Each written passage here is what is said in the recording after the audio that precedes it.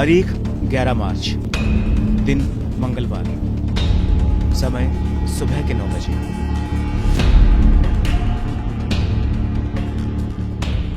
उनतालीस अब जाफर एक्सप्रेस पाकिस्तान के क्वेटा से 11 मार्च की सुबह लगभग 9 बजे खैबर पख्तूनवा के पेशावर कैंट के लिए रवाना हुई। 9 डिब्बों में तकरीबन 400 से ज्यादा मुसाफिर सवार होते हैं। तब किसी भी यात्री को यह इल्म नहीं रहा होगा कि उनके साथ आगे क्या होने जा रहा है। क्वेटा से पेशावर कैंट तक की दूरी 1600 किलोमीटर है। इस दूरी को तय करने में जाफर एक्सप्रेस को पूरे 36 घंटे लगते हैं। जाफर एक्सप्रेस इस दौरान कुल 44 स्टेशनों पर रुकती है। हमेशा की तरह इस बार भी जाफर एक्सप्रेस मुसाफिरों से खचाखच भरी आगे बढ़ रही थी। क्वेटा से रवाना होने के बाद ये ट्रेन कोलपुर, माच, अबिगम स्टेशन पार कर चुकी थी। अब अगला स्टेशन सिबी था। जाफर एक्सप्रेस बलूचिस्तान में दौड़ रही थी और उस वजह से ट्रेन में सिक्योरिटी गार्ड भी थे, क्योंकि जाफर एक्सप्रेस पर पहले भी बलूचिस्तान में हमले हो चुके थे। इस बार ट्रेन जब पहाड़ों और सुरंगों के रास्ते तय करने लगती है, तभी मशकप टनल के आगे ट्रेन के ट्रैक पर एक जोरदार धमाका होता है। BLA यानी बलूचिस्तान लिबरेशन आर्मी रॉकेट से धमाका कर ट्रेन के ट्रैक को उड़ा देती है।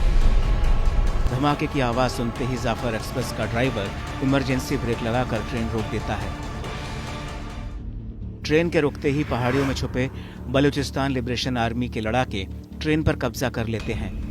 बलूच के बागी बोलान क्षेत्र में पीर कुनरी और गुदलार के पहाड़ी इलाकों के पास इस सुरंग में ट्रेन को हाईजैक कर लेते हैं। हालांकि इससे पहले ट्रेन में सवार पाकिस्तान सिक्योरिटी फोर्सेस और BLA के जवानों के बीच गोलीबारी भी होती है, लेकिन आखिर में BLA के लड़ाके पूरी ट्रेन पर कब्जा कर लेते हैं। तब दोपहर के करीब 2 बज रहे होते हैं। जिस जगह पर यह ट्रेन रुकी है और जिस जगह पर BLA ने ट्रेन कब्जा किया है, वो सिबी स्टेशन से पहले बोलन पास ढाडर का इलाका कहलाता है।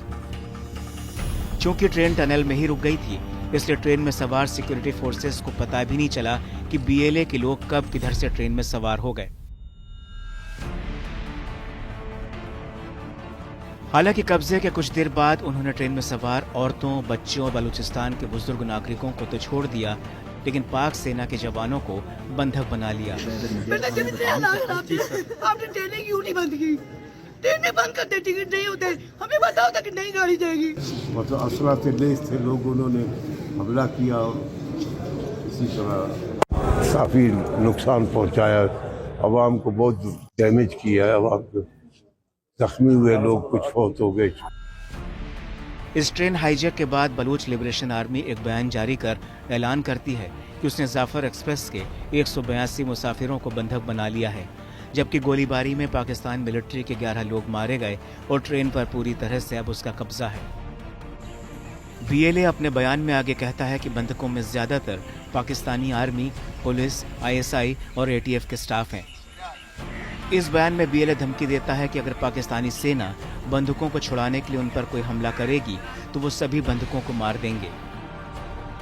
BLA की धमकी से पाक सेना में कोहराम मच जाता है। पाक सेना और खुफिया एजेंसी की नाक के नीचे इतना बड़ा कांड हो गया और किसी को भनक तक नहीं लगी। वहीं मशकप टनल में खड़ी ट्रेन में बेहद ही खौफनाक मंजर गुजरता है, क्योंकि सुरंग में रुकी हुई ट्रेन के भीतर हत्याओं का सिलसिला दौड़ रहा था। चीख पुकार के शोर में ट्रेन के डिब्बे खून से सनते जा रहे थे। डिब्बों में गोलियों की तड़तड़ाहट जारी थी। पटरियों पर लाशें फेंकी जा रही थी। ट्रेन की बर्थ खून से सनती जा रही थी।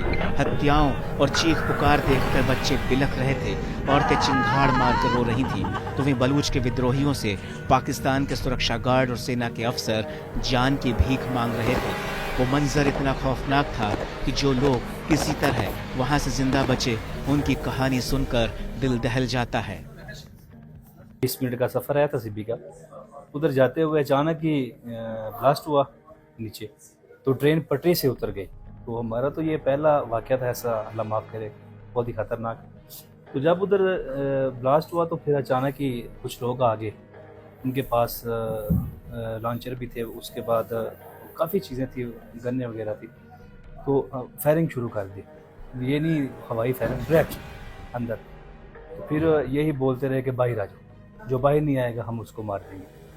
तो जब अचानक वो मसला बना, भाई साहब बाहर आ गए, तो साहब के उन्होंने आईडी कार्ड चेक किए, कुछ पंजाबी थे, कुछ सिंधी, कोई बलोची, साहब को अलग अलग बैठा दिए। तो फिर वो मतलब कभी फ़ौज वालों को, मतलब जो फ़ौजी हैं उनको निकाल के बाहर, उनको कभी मार दिया, कभी किसी को मार दिया, जिस पे दिल किया ना उस पर फायरिंग कर दी। पहले हमारे शेल फेंके गए हैं ट्रेन के ऊपर, उसके बाद हम पे फिर फायरिंग की गई। फायरिंग तकरीबन तीन घंटे चलती रही है, ठीक है। उसके बाद उन्होंने हमें निकाला है अंदर, ट्रेन से उतारा है, उनको बोला है कि अलग अलग हो जाओ, सराइकी, पंजाबी, बलोची, पठान, ये सब अलग अलग हो जाए। के 2 स्टेंट भी डले हुए हैं ऑलरेडी, और वो हार्ट पेशेंट है, वो टेबलेट ना खाएं तो वो उनकी तबीयत खराब हो जाती है। मैंने उनको सुबह एंजिस से टैबलेट भी लेकर दी उनको। मैंने कह रहे थे कि यार रऊफ, मुझे एंजिस से टैबलेट लेना, अगर मेरी हार्ट बीट तेज हो तो मैं फौरन टैबलेट जो है इनहेल कर लूँ। बलूच लिबरेशन आर्मी ने दरअसल पाकिस्तान की सरकार को 24 घंटे का अल्टीमेटम दिया था। बीएलए ने कहा था कि पाकिस्तानी जेल में बंद बलूचिस्तान की आज़ादी की लड़ाई के राजनीतिक कैदियों और लापता लोगों को तुरंत रिहा किया जाए, वरना एक एक कर वो पाकिस्तानी यात्रियों की हत्या करते चले जाएंगे। लेकिन पाकिस्तानी सरकार और पाक सेना मुगालते में जीती रही। उसने बीएलए की धमकी को हल्के में ले लिया और इसके बाद शुरू कर दिया रेस्क्यू ऑपरेशन, जिसके बाद दोनों तरफ से जमकर गोलियां चली। पाकिस्तानी सेना को बलूच विद्रोहियों ने खदेड़ दिया। बलूच लिबरेशन आर्मी का दावा है कि पाकिस्तानी सेना ने 16 बार हमला किया और हर बार पाकिस्तानी सेना को मुंह की खानी पड़ी। लेकिन इसके बाद फिर ट्रेन में 30 घंटे तक कत्लेआम चलता रहा। बीएलए एक एक कर चुन चुनकर पाकिस्तानी सेना के जवानों को मारता चला गया। हालांकि बीएलए ने इस हत्याकांड से पहले ट्रेन में सवार महिलाओं और बच्चों को सकुशल जाने दिया, क्योंकि उसके टारगेट पर सिर्फ पाक सेना के जवान थे। आपका क्या ढूंढने मिला मेरे बच्चे ला दो हमें। हालांकि इसके बाद पाकिस्तानी सेना कार्रवाई करती है और 12 मार्च को एक बड़ा ऑपरेशन शुरू करती है। इस ऑपरेशन में बलूच आर्मी के 33 विद्रोहियों को मारने का दावा किया जाता है। पाकिस्तानी सेना की कार्रवाई में स्पेशल फोर्सेस, पैरामिलिट्री इकाइयां और वायुसेना शामिल होते हैं। कार्रवाई के बाद पाकिस्तानी सेना यह दावा करती है कि ट्रेन हाईजैक में 31 लोग मारे गए हैं, जिनमें 18 सैनिक हैं। तो वहीं बलूच विद्रोहियों का दावा है कि उन्होंने सभी 214 बंदूकों को मार डाला। ऐसे में इनमें ज्यादातर पाकिस्तानी सेना के जवान हैं। ऐसे में दोनों के अपने अपने दावे हैं, लेकिन एक सवाल उठता है कि अगर पाकिस्तानी सेना के सिर्फ 18 सैनिक मारे गए तो फिर मशकप टनल तक 200 ताबूत क्यों पहुंचाए गए।